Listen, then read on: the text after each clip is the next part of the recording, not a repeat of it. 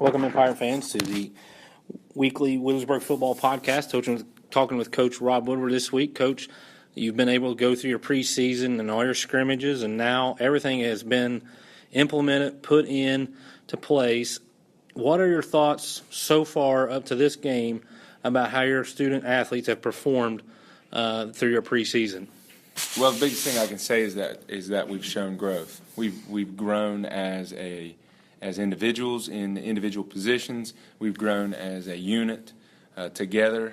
Clear back since January, as I look at the development and look at how our weight room strength has increased, our speed has increased, our player development. We have grown, and we've got a growth mindset that we were implementing with our kids, and to where they compete for positions, they compete for opportunities, and they earn those opportunities out there. And our whole goal is to put the best product on the field that we can. Last week we kind of treat going into that Russell scrimmage as week 0, and we test our guys. We've implemented a weight program that's allowing us to rep test here, and we rep tested last week, midweek. 57 of our 59 players were there and tested, and 56 of them recorded personal best or personal records in the weight room.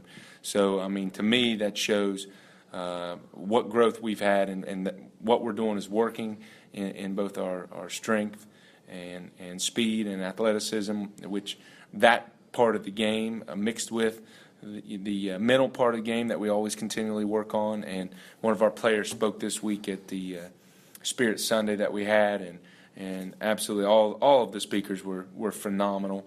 And I think it's all a result of just the efforts that our high school has made in building young men and women to be both physically and mentally strong.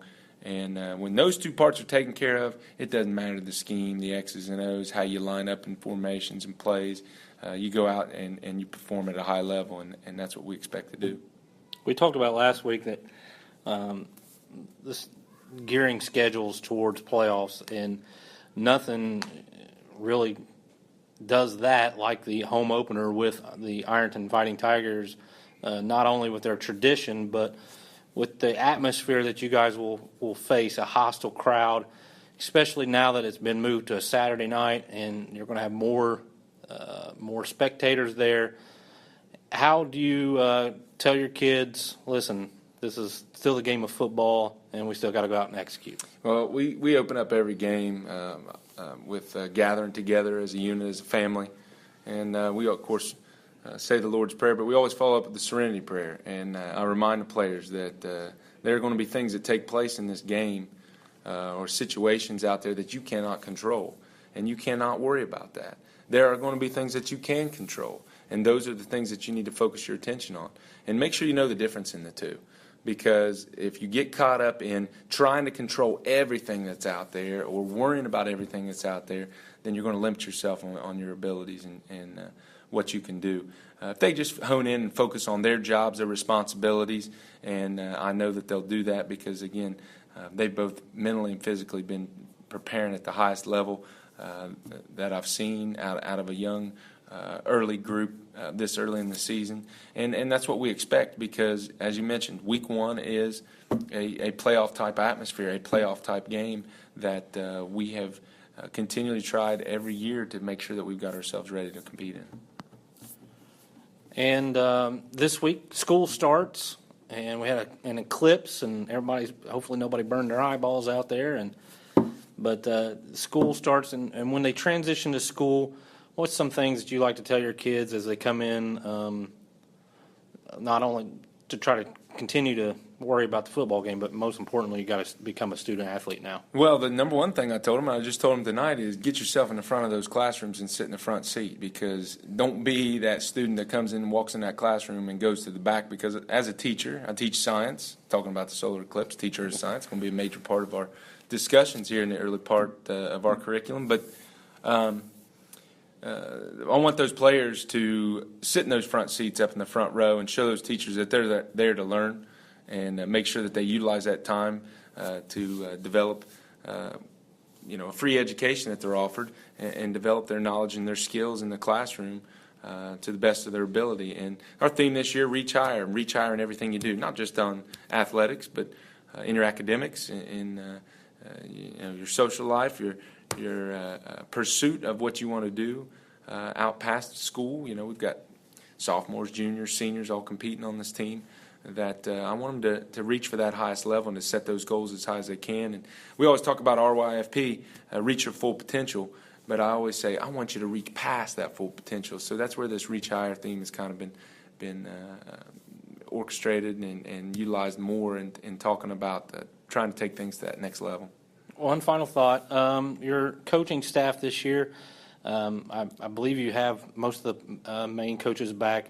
Anything you want to talk about there, and possibly maybe some new additions in the coaching staff? Well, I speak of it all the time. Postseason, a lot of times I don't really talk about preseason maybe as much, but our staff, I couldn't be happier as a head coach. Any achievements that we gain is a result of all the guys that work within our coaching staff, and all of them pour so much time in and take so much of responsibility and ownership for their units. Talking offensive line, myself and Steve Sutton coach the offensive line, and Steve is evaluating film continuously and always trying to work to perfect those guys. I specialize a little more on watching the tight ends and working with watching them and grading them within film. Chad May and Jared Tilley take care of our running backs, our H-backs in the backfield, and Jared Tilley also orchestrates our JV program and has done a great job with those guys over the past couple of years. Bryson Williams works with our receivers and our corners on defense, and Bryson is also helping out with the JVs this year and calling some of the offense. Jonathan Eaton works with our free safeties and our pirates or strong safeties in the defensive backfield. Tom Caskey is our offensive coordinator and really is the one that takes the ownership of the offense and the schemes that we run and the play calling and signaling and all the things that go along with that. Going back to Jonathan is also our special teams coach, and Jonathan puts a ton of time into special teams. He's just like, we got an offense coordinator, a defense coordinator, and a special teams coordinator, and all three of those are such an important part of the game. Chad May also coaches our defensive line, and Chad Johnson, our defensive ends, and those two work together with really orchestrating that defense coordinator's job. Chad Johnson and him, really put together how those front six are going to work, and Coach Eaton and Coach Williams work with that secondary and how the two are going to work together. Coach Tilley also coaches our linebackers and works with Coach May and Coach Johnson with that defensive positions. And all those guys together is what helps us to put the best products again out on the field, and they force their players to compete and earn the positions that they have. I've got a saying that's written on the board. I walked out today and read it. Here you get what you earn when you earn it, and you're not going to get it before that, and you're not going to. You got to do the things that entitles you to compete and be the best at that position. And our coaching staff really upholds that with our players. I noticed that you have the same trainers, too, if you want to mention their names. Yeah, Brian Tinn is back with us from SOMC, and Brian's been with us for a number of years now, I believe. 10 years that I've been the head coach. It's my 10th year, and Brian has been with us each and every one of those years. Coach Todd Ruby's with our freshmen and helping us out on the sidelines again. Josh McFadden's with our freshmen helping us out, and Joe Reinhardt is added to our freshman staff this year, and he's been helping us out different times during the varsity. So all those guys are doing great with, again, working through that player development that we have. And we got a new staff down, same faces, maybe just some new positions. Nathan Fan at the junior high and Tyler Jenkins, along with Chris Clevenger and Jeb Conkey. And Joe Van Meter down there at the junior high level. And, again, that player development that all those guys are implementing our systems and our programs and doing a great job of getting our players ready each and every week's competition. Do you have any student ball trainers or ball assistants? Yes, Tyler A. is a manager for us. He did that last year, and it helped us out with some video equipment. Matt Salisbury and Brian Kraft are also helping us out with the filming this year. And, of course, Dave Watts and Dave Blevins are both managers that help us out and really take care of so many things that go into – there's so many things that go into helping make a practice successful. Let's just talk about a practice on a daily basis. Right. There's so many working components with that. And then, of course, that transitioning into the full week and then the game itself. Justin Feeman also works with us with Dave Blevins and helps us out on Friday nights and throughout the week when he can help out there. We've had a couple other students that have helped us out and come back and shown their face every now and then, and I hope that they can consistently kind of help us out and get things ready throughout the week. Well, that's about it for this week. We really don't have anything to report as far as scouting or anything like that because it's hard to scout when you haven't really been on the field that much. But we'll be back next Monday to talk to you after the Ironton game. Any final thoughts before we take off the air today?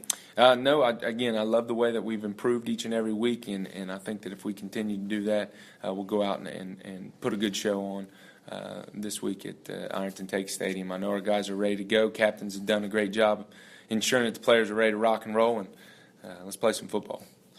That's Coach Rob Woodward with the Williamsburg High School football team. BergFan.com will be podcasting the 7 o'clock kickoff at Ironton Tank Stadium. Go Berg.